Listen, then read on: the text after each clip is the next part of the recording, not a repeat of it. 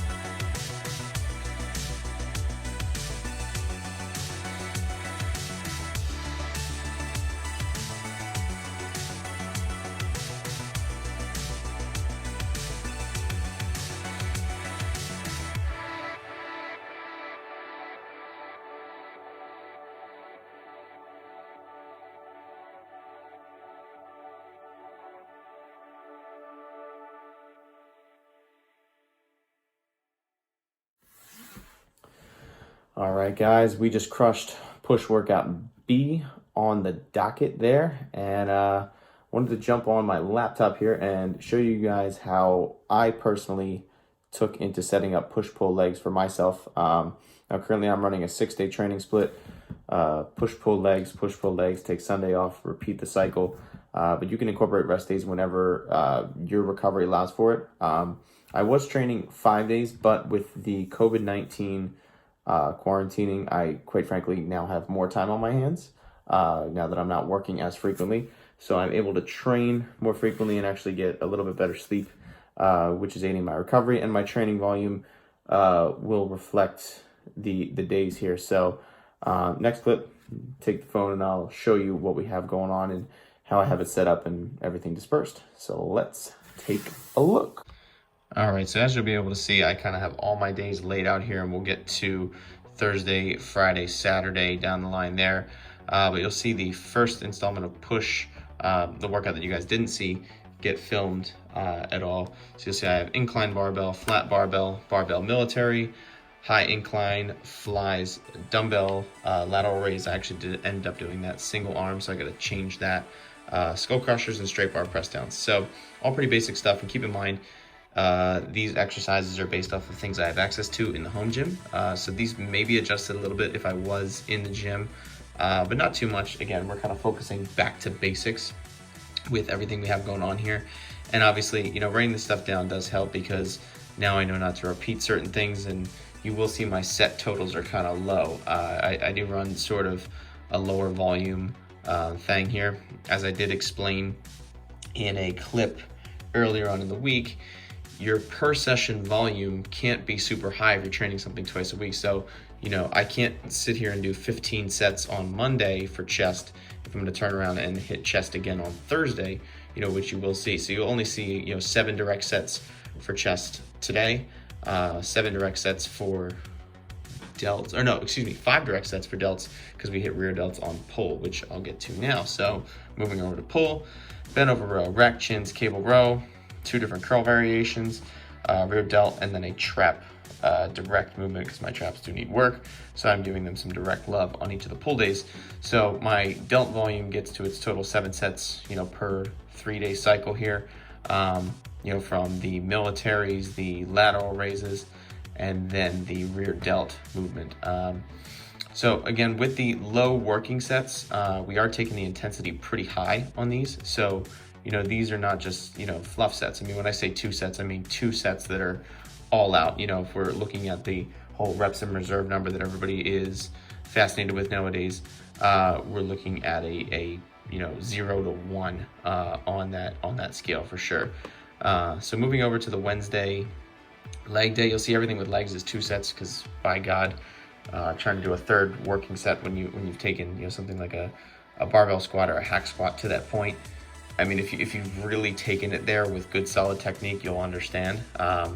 So as you probably will see, if you check out the leg day video from yesterday, you'll know the intensity was super high per set.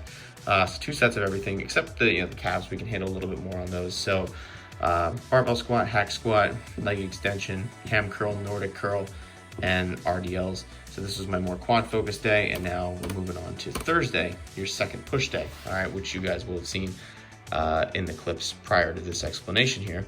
Behind the neck press, high incline barbell, close grip bench, chest supported lateral raise, decline flies, overhead extension. You'll see pullovers I have on push, because I am doing those with a little bit more of a chest focus. So, you know, you could throw those in on a pull workout, but I prefer them on the push, doing them at the end. Now, if I was to do them per se on a pull day, you know, I would do them at the beginning as more of a lat primer. But by doing them at the end of the push workout, you know, you really feel the contraction through the chest. So that's my objective with those. Now moving over to Friday's pull workout, which we will be conducting tomorrow. Different variations, obviously T-bars, pull downs, some kind of dumbbell row variation. I haven't gotten that far yet.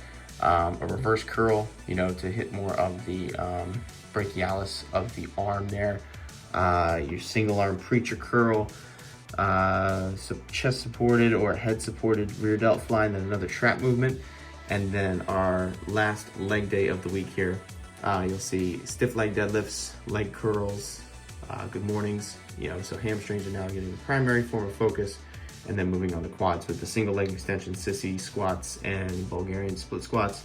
Again, more calves and abs after that. But you can see, I have it all laid out here, so I know I'm not repeating anything. I know that my volume is dispersed correctly. And just from a programming standpoint, that is, how, you should do it, whether it's pen and paper or some kind of spreadsheet. It's hard to just come up with these things in your head. It's not easy. So if you want to do it right, make sure you lay it out, make sure your volume is dispersed properly, and that, things are programmed to you. So another thing that I've reintroduced with the push-pull legs is my logbook. So I am logging my sessions again, in terms of weight and reps. And the reason why I'm doing that is to make sure I'm, able to recover and able to progress as well. So the whole point of this style of training is progressive overload, is getting better at, weight and reps over time, and also improving technique with your form.